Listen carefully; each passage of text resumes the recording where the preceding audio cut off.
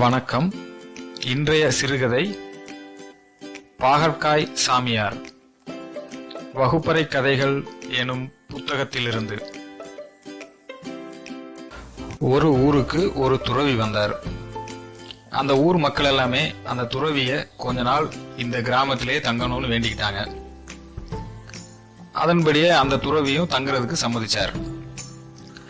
அந்த ஊர் வழக்கப்படி இந்த துறவி ஒவ்வொரு நாளும் ஒவ்வொரு வீட்டில் போய் சாப்பிடணும். அப்படி சாப்பாடு போடுறது அவங்களுக்கு பெருமை. இந்த சாமியார் முதல் நாள் ஒரு வீட்டுக்கு சாப்பிட்றதுக்கு போனார். அந்த அம்மா இலையில சாப்பாடெல்லாம் பரிமாறினாங்க. இலையில ஒரு ஓரமா பாவக்காய் இருந்துச்சு. இந்த சாமியாருக்கு சின்ன வயசுல இருந்தே பாவக்காய்னா பிடிக்காது. ஆனா இப்ப அவர் துறவியா ஆயிட்டார் இல்லையா, துறவிக்கு விருப்பு வெறுப்பு எதுவுமே கிடையாது. அதனால வேற வழி இல்லாம சாப்பிட்டே ஆகணும். இவருக்கு டக்குன்னு ஒரு ஐடியா வந்தது. பாவக்காய சாப்பிட்டுட்டு அந்த கசப்பு தெரியறதுக்குள்ள இனிப்ப சாப்பிட்டுறலாம். நம்ம எல்லாம் சின்ன வயசுல டானிக்கோ மாத்திரையோ சாப்பிட்ட உடனே வெல்லம் இல்லைன்னா சீனி சாப்பிடுவோம் இல்லையா, அந்த மாதிரி. அந்த அம்மா பரிமாறி முடிச்ச உடனே டக்குன்னு எடுத்து அந்த பாவக்காய் துண்டுக்குள்ள சாப்பிட ஆரம்பிச்சிட்டாரு. பாவக்காய் முடிஞ்சதுக்கு அப்புறம் இனிப்பை சாப்பிட்டு இருக்கும்போது அந்த அம்மா திரும்பி பார்த்தாங்க. ஓஹோ, சாமிக்கு பாவக்காய்னா ரொம்ப பிடிக்கும் போல, நம்ம இத்தனை வச்சிருக்கிறோம், முதல்ல பாவக்காய் எடுத்து சாப்பிட்டாரு அப்படின்னு இன்னும் கொஞ்சம் வச்சாங்க. அந்த துறவி பார்த்தாரு, இது என்ன நம்மளுக்கு சோதனையா அப்படின்ட்டு வேற வழியே இல்லாம அந்த பாவக்காயும் சாப்பிட்டு முடிச்சாரு. மறுநாள் இன்னொரு வீட்டுக்கு சாப்பிட போனார். இந்த முதல் நாள் சாப்பாடு போட்ட அம்மா என்ன செஞ்சது தெரியுங்களா, அந்த 2வது நாள் போகக்கூடிய அந்த வீட்டம்மாட்ட போய், இந்த சாமியாருக்கு பாவக்காய்னா ரொம்ப பிடிக்கும், அதனால நீங்களும் பாவக்காயிலே செய்யுங்க அப்படின்னு சொல்லிடுச்சு.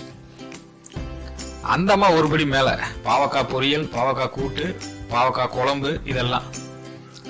துறவி போய் உட்கார்றார். அந்த அம்மா பரிமாறுறாங்க. பார்த்தா எல்லாமே பாவக்காய் சம்பந்தமான உணவுகள். இவர் விதியை நொந்துகிட்டே சாப்பிட ஆரம்பிச்சார். இது மறுநாள் சாப்பிட்றதுக்கு போற அந்த வீட்டம்மாவுக்கும் தெரிஞ்சு போச்சு. அவங்க சும்மா இருப்பாங்களா, அவங்க ஒருபடி மேல மோர்ல பாவக்காய் வெட்டி போடுற அளவுக்கு போயிட்டாங்க. இது அப்படியே ஊர் ஊரம் பரவி இந்த சாமியாருக்கு பாவக்காய் சாமியார்னே பேர் வந்துருச்சு.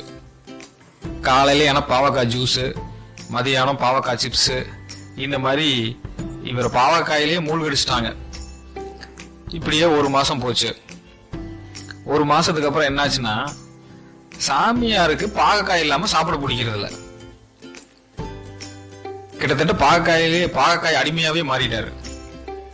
இதனால என்ன நன்மைகள் நடந்துச்சுன்னா, துறவிக்கு ரொம்ப நாளா தொந்தரவு கொடுத்துட்டு இருந்த சக்கரை வியாதி அடியோட காணாம போயிடுச்சு.